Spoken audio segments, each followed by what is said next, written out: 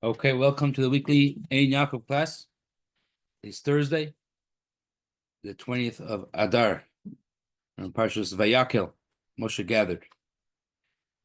We are learning tractate of Shabbos, and we're going to be discussing today the book of Koheles. The book of Koheles is one of the 24 books of Tanakh. Tanakh is the written law. We have the Torah, which is the 5 books of Moses. We have the Nevi'im, the prophets, and then we have the Ksuvim. Ksuvim are the writings. One of those is the famous Tehillim and the Megillah Esther, which we just read on Purim. So one of those 24 books is a book, Sefer, that was written by King Melech Shlomo, King Solomon, and they were going to the sages, the rabbis, were thinking that perhaps it might be wise to conceal or suppress, put away the book of Koheles.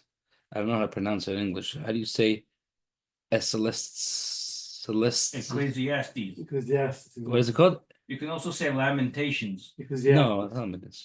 No, Lamentations is just something else. He had 3 books, right? King Solomon. Yeah, what's it called? Ecclesiastes. Ecclesiastes. Okay, Yeah. I gotta go to school to learn that one. He wasn't a prophet, right? No. He was just a holy person. Right. So one of his books was that book, and the rabbis were thinking of concealing it. Why?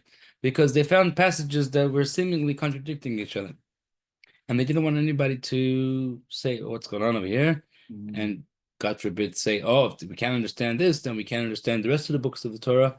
And God forbid, it might bring somebody to deny or denounce the Torah.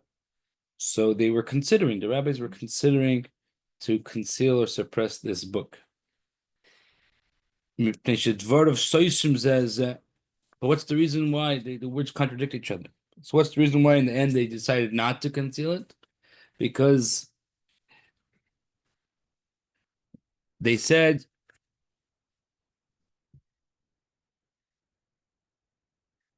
why did they not conceal it? In the beginning of this book of Koheles, we find the importance of studying Torah. And in the end, we find the importance of studying Torah.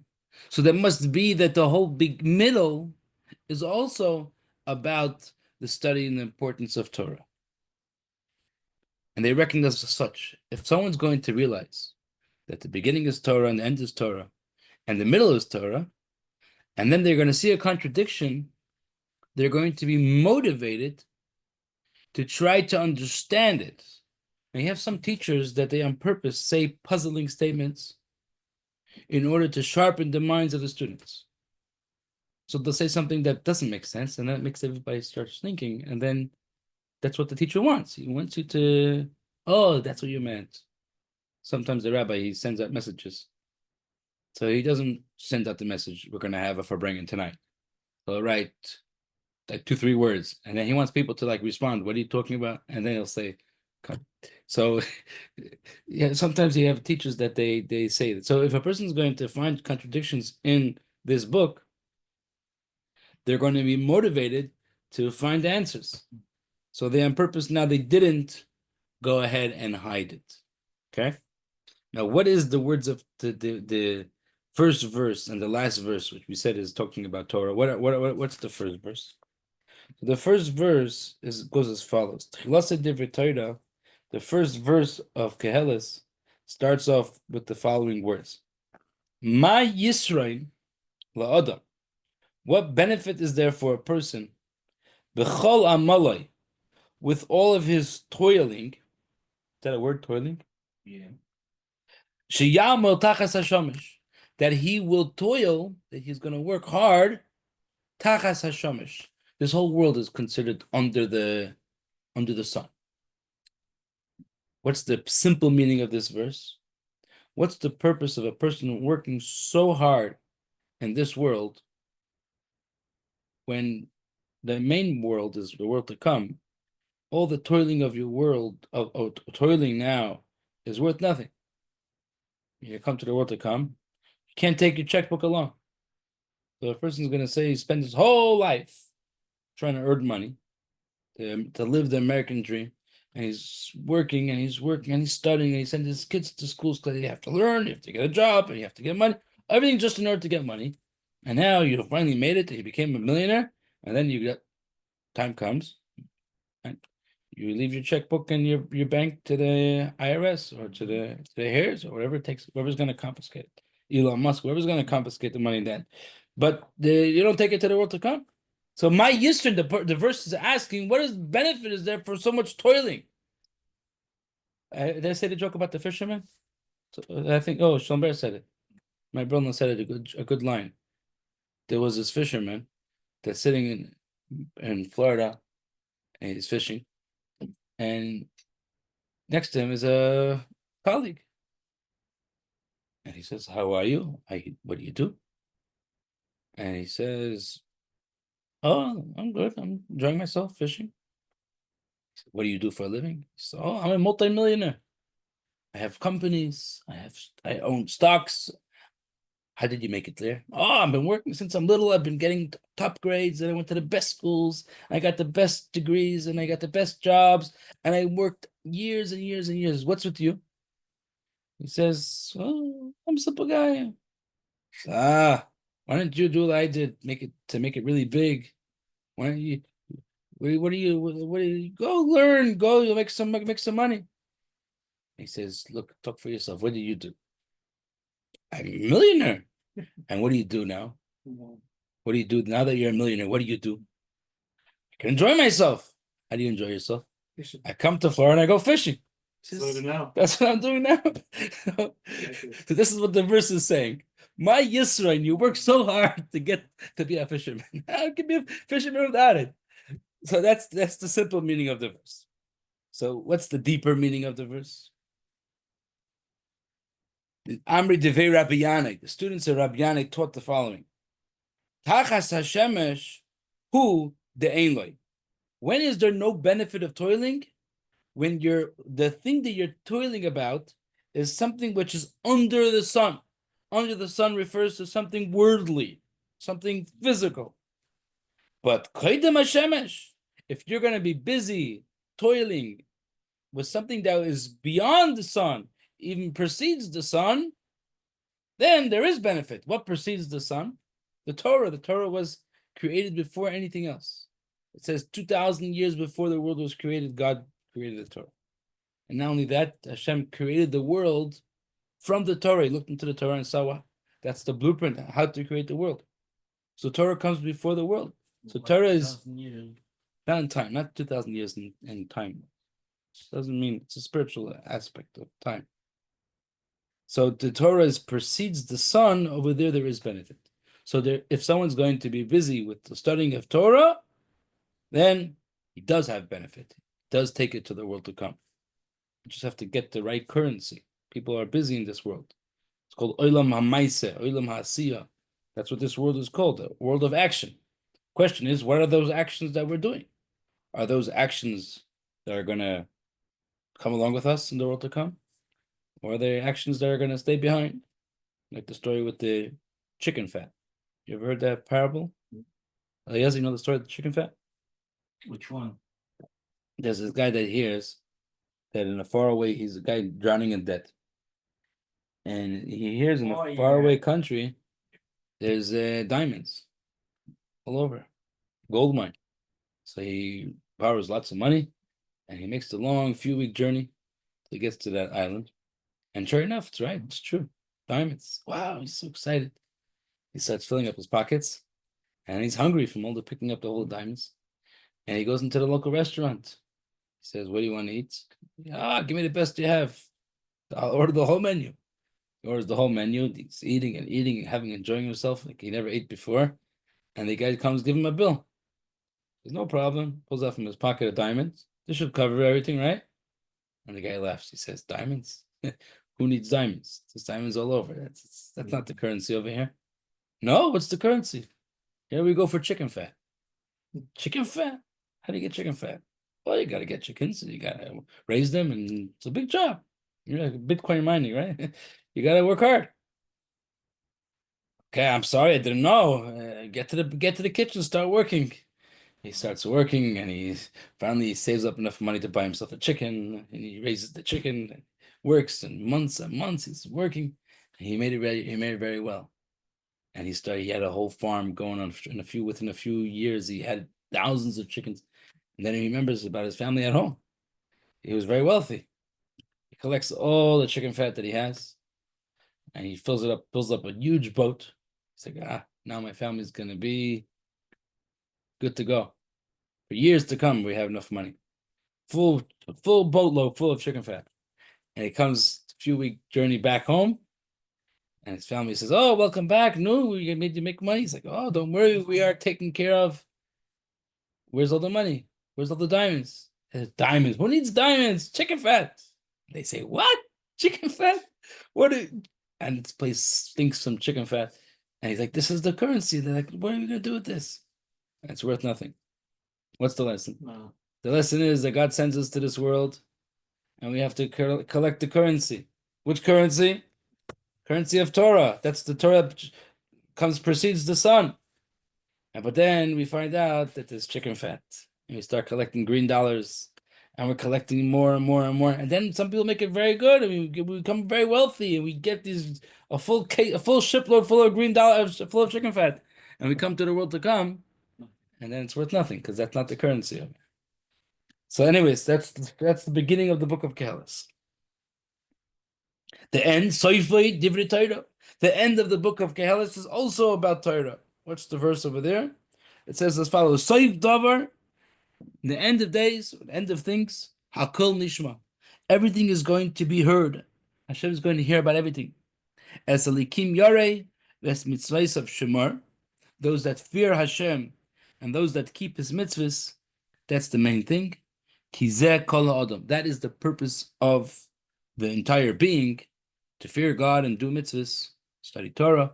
That is the main objective of man. Kizeh Kol Adam. The Gemara asks, "My Kizeh Kol Adam." What does it mean? This is all of man. What does it mean? So we have three rabbis who are going to give three different explanations on those words. Kizeh Kol Adam. Rabbi Elazar says, Kol ha'olam kulei no nivra ela b'shvil zeh. The entire world was just created for this man that fears God and studies the Torah and serves Hashem and does his mitzvahs. The whole world was created just for him. Everything else doesn't exist. That's the first rabbi. Rabbi Abba says, don't say there's nobody else besides man. There is other man. Shokol zeh kineged kol ha'olam kulei. The whole entire world is going to be shokol, going to equal the same as this man. This man is worth the whole world. Someone fears God, he has the same value as the whole world. You notice that the first rabbi said there's no world, just him. He says there's a world, but he's comparable, is equal to the rest, to this man. And the third rabbi, Shimon ben Azai, or some people say Shimon ben Zayma, says, Lo nivra kol ha'olam kulei ela letzeves lezeh. The whole world was only created in order to connect with this person that fears Hashem. So here we're saying not only is there a world, the objective of the man being in the world is to actually influence the world and make the world a better place. This is the Hasidic approach. Not to say, oh, Hashem created the whole world just for me. Okay, I don't care about anybody else. I just focus on myself. No, the objective is that the whole world should connect with you, which means connect with your ideals, connect with your way of serving Hashem. So that's the last verse of this book of Kehalis. So now that we explained the first verse and the last verse, and they're both talking about good things, now we could now look into the inside and say, what were those contradictions that we said before that there's contradictions? So the truth is, a few weeks ago, we had already one discussion about it, Eliezer, if you remember, some contradictions, and they were clarified. And now we're going to talk about some other contradictions. My Dvar of Shoshin says, what are the contradicting words that are in this book of Ecclesiastes? Ecclesiastes. How many years did it take you to learn to say that word? You 2 years. have to train every day. So, what's the contradictory words? One verse says as following: Toiv kas mischaik. Anger is better than laughter. That's one verse. Okay. Anger better than laughter. Uchsiv, different verse. Lischaik amarti mahilo. Laughter is praiseworthy. So, anger is better than laughter, which means laughter is not as good. But then you say laughter is praiseworthy. It means laughter is good. And then another contradiction. It says, "B'shibachti aniyas hasimcha." I'm going to praise joy or happiness. Uchsiv, and it says a different verse. Simcha zu ma'aseh. What does happiness do already? What's the point of happiness? So what's going on over here? Eliezer. Anger, happiness, laughter, happiness good, not good. So the Gemara says, Loi kasha, no questions. Right? Now we're gonna go. Depends on how much you drink. Or it depends how good the joke was. But jokes But don't jokes last. are good, but it depends how good. Which lasts longer, drink or the joke? You didn't get it. It's raining now? Oh yeah. Yeah. Okay, so we have some contradictory verses in Kehelis. For Yaakov's sake, I'm going to repeat the 4 verses again. Verse 1, anger is better than laughter. Verse 2, laughter is praiseworthy. Verse 3, I'm going to praise happiness. Verse 4, what's the point of happiness? So it seems like they contradict each other. Bipolar guy. Yeah, maybe it's one guy bipolar. Yeah, like Kashi, it's not a question. Toiv kas mischaik, the verse that says that anger is better than laughter. What is that referring to? Toiv kas. Oh, by the way, before I get to the explanation, I just wanted to say what's the simple meaning of that verse.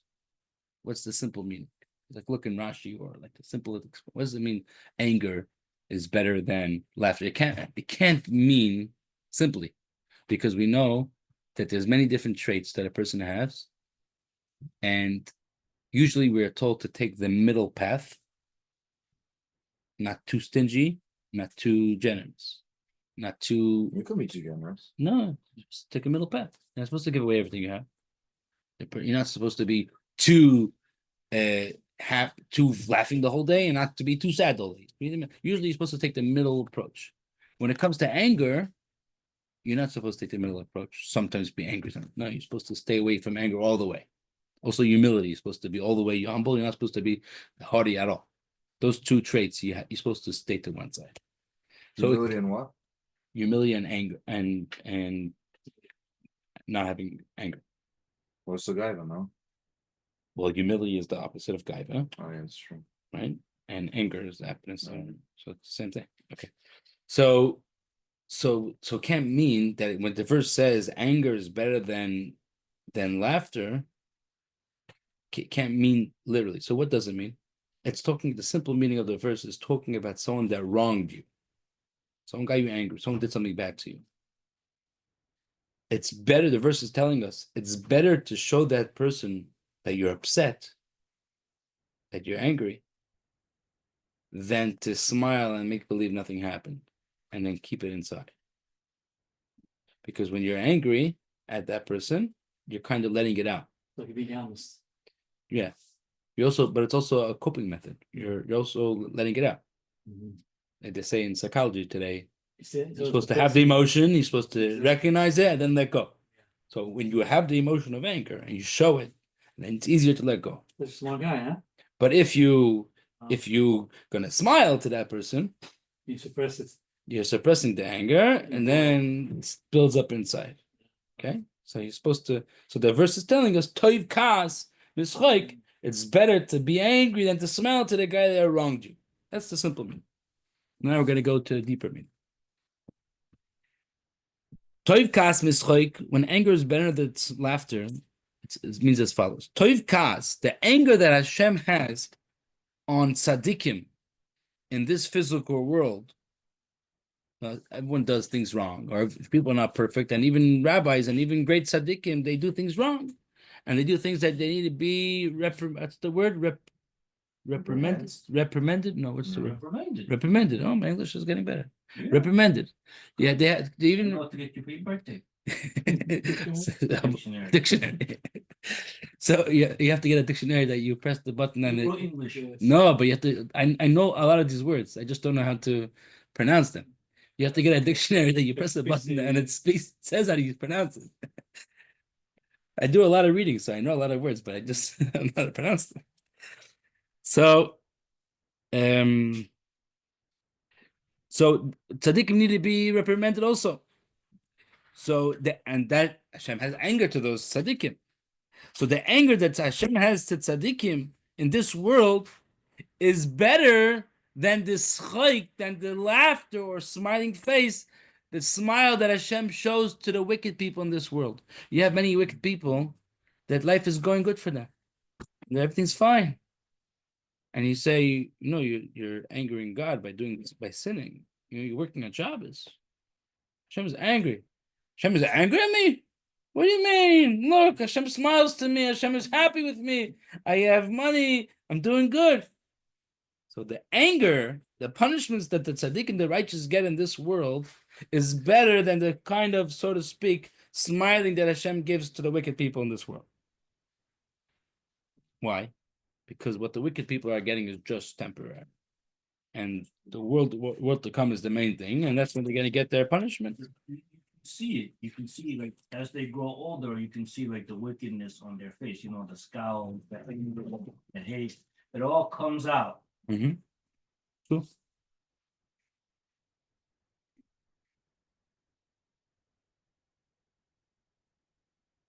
Okay. So that's the first verse. Second verse. L'schayk amarti mahalo. Smiling or laughter is considered praiseworthy. When is that? This is on the flip side. This is referring to the laughter that Hashem has with the tzaddikim le'olam haba.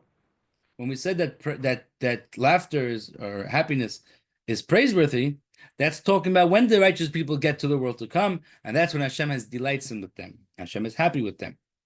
So that's when the happiness is praiseworthy. So the happiness that was happening in the world, in the Elam Haz, in this physical world for the wicked people, is just outward. It's not real.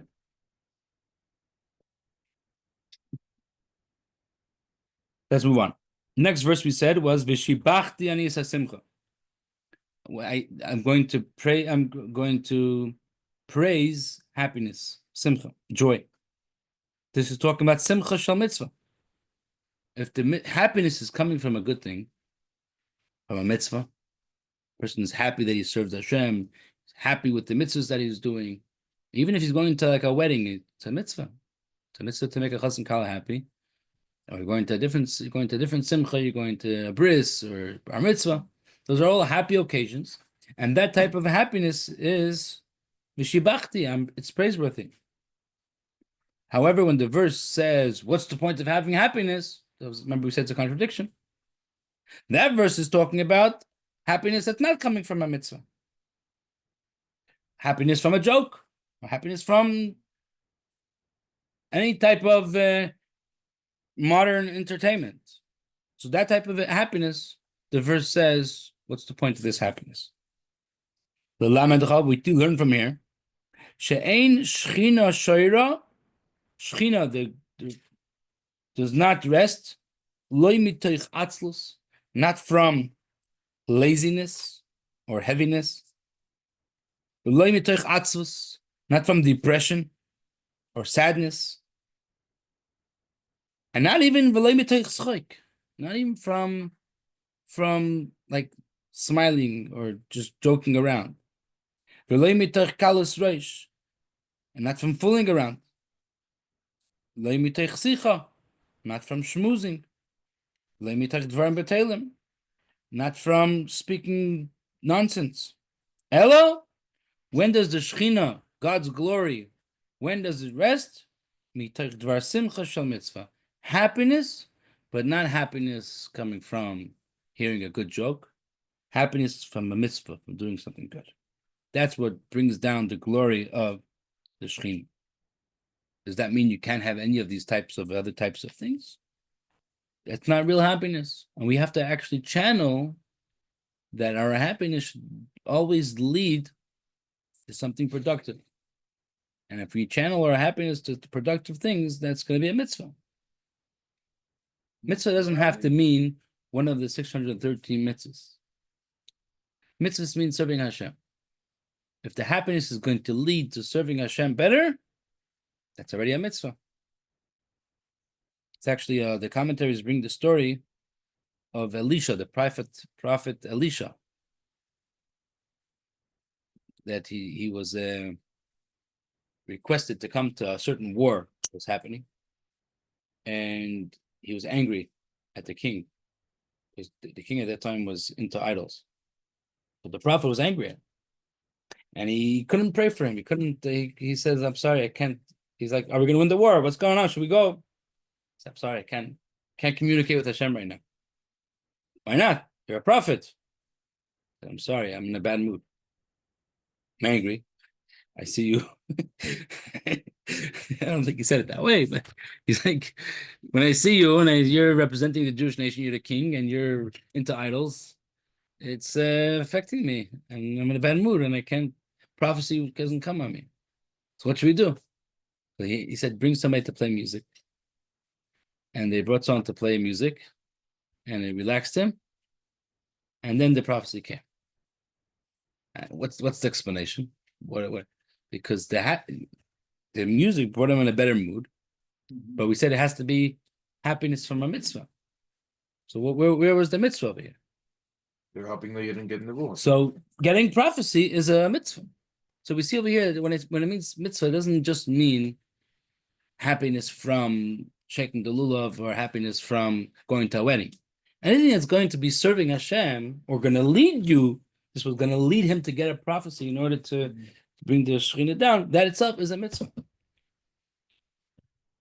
It's important that we should channel our entertainment, and everyone needs entertainment, and everyone needs to be happy, right? Some people have their entertainment from games, and some people have their entertainment from TikTok, and some people have entertainment from Facebook, and some people You're have... just pointing me out in this room.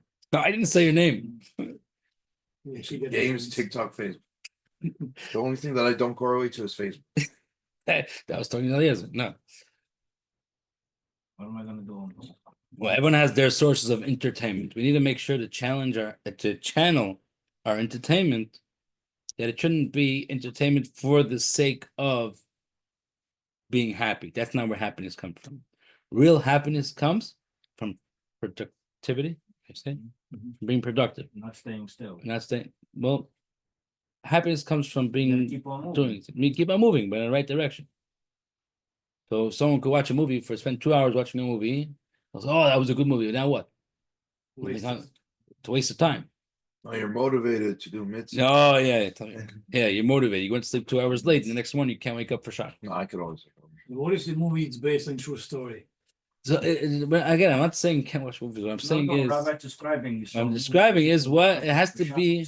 There needs to be in Hebrew it's called poyel yoytze. It needs to be an action coming out. Yeah. Something coming up, something productive going to With come the out. benefits. Something benefit. Especially to the Yeah. yeah. Yeah. So if this is going to add in your knowledge, say it's a documentary or something that's going to add in your knowledge of Hashem, and it's going to has a ends meaning, it has something coming out of it. And even entertainment, it's okay to have entertainment. Yeah. It's okay to go play and it's important your body to run and exercise and to go have fun. We're not saying you're not allowed to have fun in life. We just have to channel the fun and the excitement that should be to be productive and doing mitzvahs. A few weeks ago, there was a guy over here that was arguing that he has to go play tennis to exercise, but he has to take off his tzitzis when he plays. I remember this. Because- not tennis, it was table tennis. I was the one arguing. What? It was ping pong, Ping table pong, tennis. whatever. It's some game, and he had to do it because he's doing it. In his In mind, fact, he was, said it was a kiddush Hashem. and yeah, he thought he was doing a good thing because you have to do exercise, Yeah. which is true. But exercise has to bring to do mitzvahs. He was saying you have to take off You your have to stop doing tzitzis. mitzvahs. Take off your tzitzis in order to play, because people look at you when you're wearing tzitzis. When you're doing exercise, I think you're crazy. So he said you have to take off your tzitzis. People shouldn't think you're crazy. But here is the opposite. The whole exercise is in order to add a mitzvahs, not take away from mitzvahs.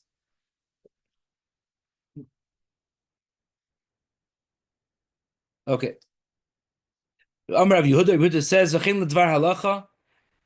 Also, when you want to learn, study the laws of what to do, what not to do. Also, then it's important to have happiness. And Rava says also for a good dream. If someone's going to go to sleep in a happy mood, then he's going to have good dreams. True. So now comes a question: Aini, is this so? You're saying that you have to be happy when you're learning? Yes. Amar Rav Gidel, Amar Rav. Rav Gidel said in the name of Rav, Kol Talmid Chacham she'yoshev lifnei Rabbi. Every student that is sitting in front of his teacher, ve'ein sifsoisav noitvois mar tikoveno. A student sitting in front of his teacher, his lips are supposed to tremble from fear. Learning God's Torah, you have to have fear. You have to be afraid.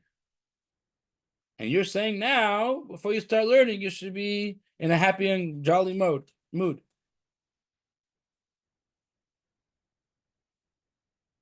So he said, the Gemara says, like kasha, it's not a question. Depends. The rabbi has to be in a good mood. The students have to be trembling, but the rabbi has to be in a good mood. It's vice versa. Well, that's the first answer. Ibay Seima, another answer. Hava habarabba. Both of them is referring to the teacher, meaning the teacher himself is supposed to have both moods. How do you have both? It's not a question. Before you start learning, you should be in a happy or jolly mode. And then once you start teaching, you have to get serious and you have to have the fear.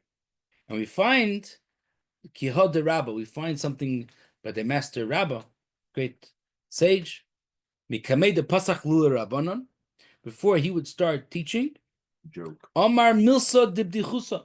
He would say a word of something funny, he would say a joke. Ubatchi Rabbanon, he got the place to laugh. And after everyone had a good laugh, L'soif Yosef Be'im so Pasach B'Shmarta, they had to compose themselves. Okay, everyone ready? Stop laughing. So I'm doing class. 3, 2, 1. Okay, next kid to laugh is going to get sent out, right? Just cut the laughter. And you get back serious and you go get to the learning. So it's important to have that beginning of lighter content in the beginning. And that's the Alter Rebbe brings us in Tanya, that the importance of sometimes using the methods of the other side in order to gain entry, and then you have to learn better.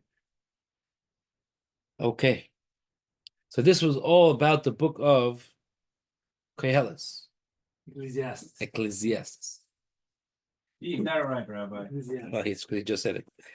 There's the second book of Shlomo Melech. It's the third book, right? So he has 3. 3 book. Mishlim? Koheles and Shir Hashirim. Yes. Shir Hashirim is in Songs. that's in Kesuvim, the writings. It's the first book, no? Or no? I don't know if there's an order in the writings, but in Nevi'im and prophets. Wait, Shir Hashirim, Koheles. Yeah, they're all in the writings.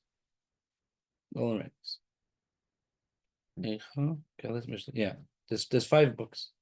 Megillas Esther, Mm-hmm. Megillas Eicha, Lamentations, we see Tishba. This one, Mm-hmm. this one, and Mishli, Mm-hmm. and then Shir Hashirim. So another one, this Mishli, is the next topic we're going to speak about. They also wanted to hide that one It's also. a great book. Great I book. love it. So it's all Wisdom. wisdom, right? So they also wanted to hide that book also. 31, I believe, right? 31 Chapters, yeah. Yeah. So they were gonna hide that one. So you like it. It's a good thing they didn't. Because also over there they found contradictory statements. But then they said, why did they not conceal it? They said, Sefer Keheles, What happened to the other book? We wanted to conceal it, but then we we studied, and we found explanations. So also over here, we have to study, and we'll find explanations. So we're not going to hide it. We're going to find the explanations. Okay. So what were the contradictory things that says there? But any new pages, Rabbi. Oh yeah, I'm sorry. That's Okay. it. I'll go One quickly. 21 is finished. Okay, so remind me after the class. So what's the contradictory statements over here? One verse says, this is chapter 26, Al ta'an kisil ki ivaltai. Don't answer a fool with his foolishness. Okay, very important lesson. Somebody's acting you like an idiot. Don't worry yourself too well. Don't lower it yourself, Jay. Yeah, don't answer him. Yeah, because he's gonna lower. But the very next verse says, Ane kisil ki ivaltai. You should. One verse later, should answer him. Contradiction. So we Just that in Pirkei Avos too. Know what to answer a fool. the Api doesn't say fool, Api curse, a heretic. Right. It's not the same. No. Well, maybe some heretics are fools, but so Kasha is not a question. It depends. Depends what his foolishness is coming from. If he's coming to hack you a chanik, like they say, how do you say hack a chanik in Russian? Balabul? What's balabul? I remember there was a guy. Balabul. Balabul. Balabo, What's balabul? Nonsense. silly guy, Silly guy. silly person. Silly. Oh, That's the silly things, huh? balabul. Yeah, whatever. Balabul. We had somebody Russian guy. He used to tell Someone you us. cannot take seriously. Yeah, balabul. Okay. So if someone's coming to hack you a chinik to be balabul, telling you just to talk to you nonsense, so then don't answer him back. But if he's just But if he stupid, asks you a silly question, but in Torah, then you have to answer. Why? Because if you're not going to answer him, you might start doubting that maybe Does it's it not. matter if they're male or female? Doesn't say it. why? Because women are stupid. No. I just want to know because women will, they won't stop talking. It's like men, you give them an answer, they move on to the next question. Wow. Okay, so now the Gemara is going to bring a couple of stories that happen where we see that if someone where they went to the rabbis and told them foolish things and then they ignored it. Or Hillel? No, we'll get to that soon. That's the next. We're going to get that next week, probably. Yeah. But then, but somebody was hacking a chenik when someone was bothering him about learning. He took the time to answer. So we're gonna have stories to show both sides. Rabbi. This guy came to Rabbi. Rabbi was one of the greatest rabbis. Amarle says, "Ishtecha ishti, your wife is my wife." In other words, your wife lived with me. Uvanecha bana, your children are my children. That's a Wow. nasty thing to say. That's a bold claim. That's a That's nasty thing to say to. What kind of movie is that? Amarle, he answered him. He said, "Come, you want to drink a cup of wine? Come, I'll give you a cup of And wine." you drown him in the lake. Shasa, he drank the wine. Upaka, and the guy dropped dead. Okay. Was it the Next truth? story. No, of course not. Oh, Well, that's why he dropped dead because he didn't. He it was a sight. Ahuda Asla Kamed Rabbi Chia, or some people say it happened to Rabbi also. The story, similar story. He told him, "Imcha ishti, I lived with your mother, and you were Va'ata bni, and you're my son." What is He that? said to him, "You probably saw it worked last time." So he says, "You I Have some I wine." have the same bottle." Shasa, he drank upaka and he died. Amr Rabbi Chia said on these stories, Ahani late slice to the Rebbe. Rebbe actually used to pray that these nasty comments about him shouldn't spread out, shouldn't become people's rumor. This rumor shouldn't spread.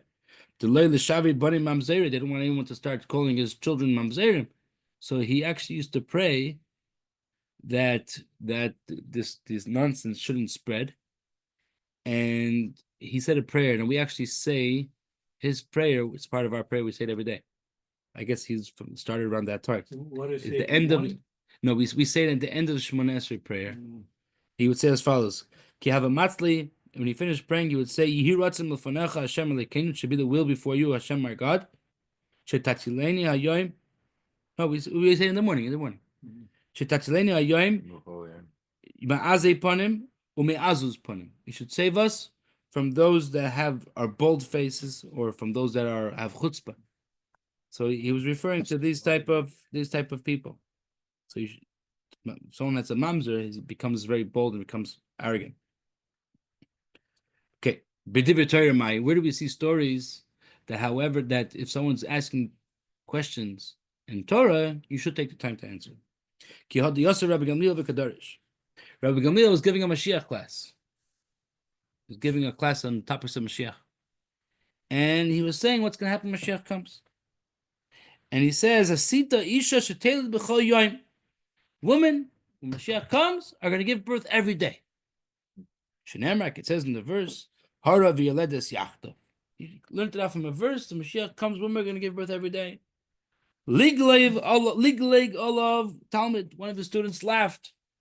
And he said, Omar, it says in the same book of Shlomo Melech, Ein kol chodesh tachas hashemesh.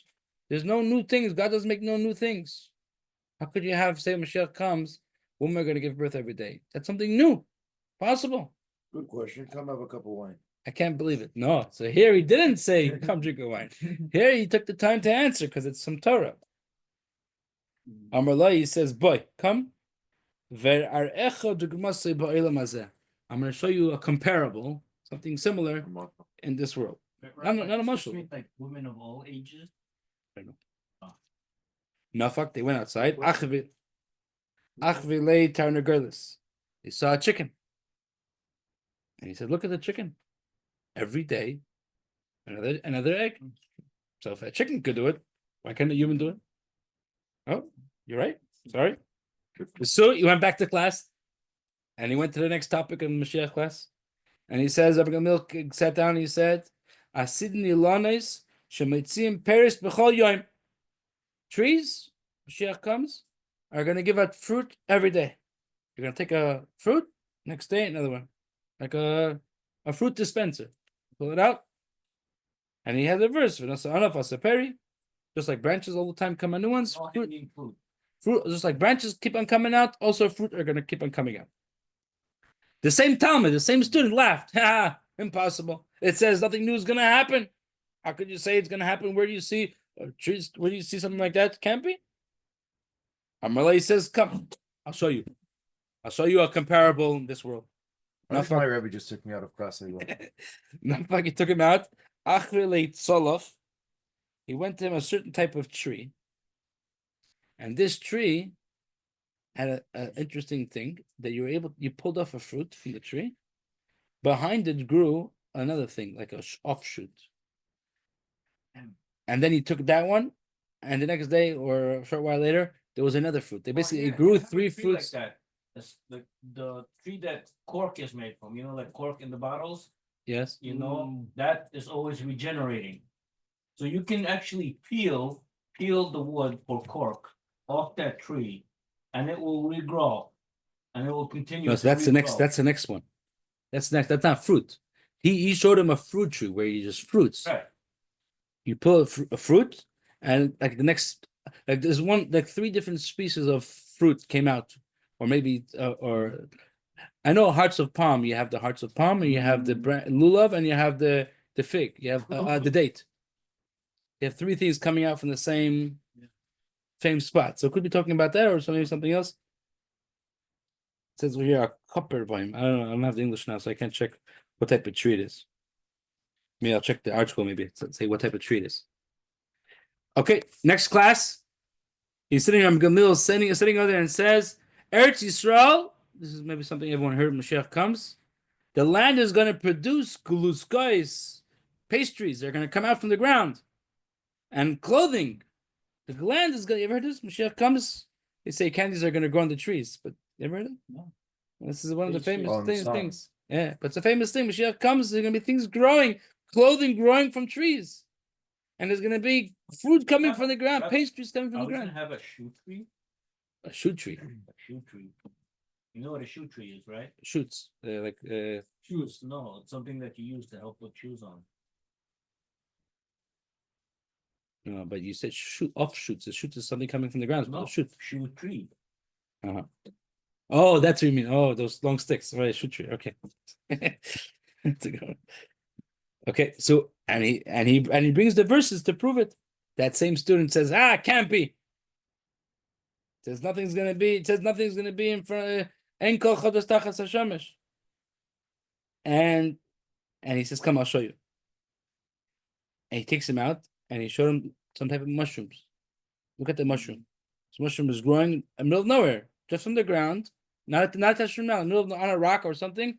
This big, huge mushroom. Where did it come from? If a mushroom could come out of nowhere, also pastries could come out from nowhere. You want to know about clothing? Come. Took him to a certain tree, like maybe it was a tree that he was talking about, and he says, "Look at the tree. Bark on the tree. Beautiful, nice clothing. The tree is wrapped around with clothing. Peel it off, comes back. The bark comes back. So if Hashem can make a tree with clothing, like if the tree could have this beautiful coat surrounding the tree, it could also come down a beautiful coat for me." So he gave him comparables in all. Here we see when a student asks questions when it comes from Torah, you should answer him. I remember hearing a continuation of this story. Doesn't really fit with the narrative over here. Maybe it was a different student, but I remember same style.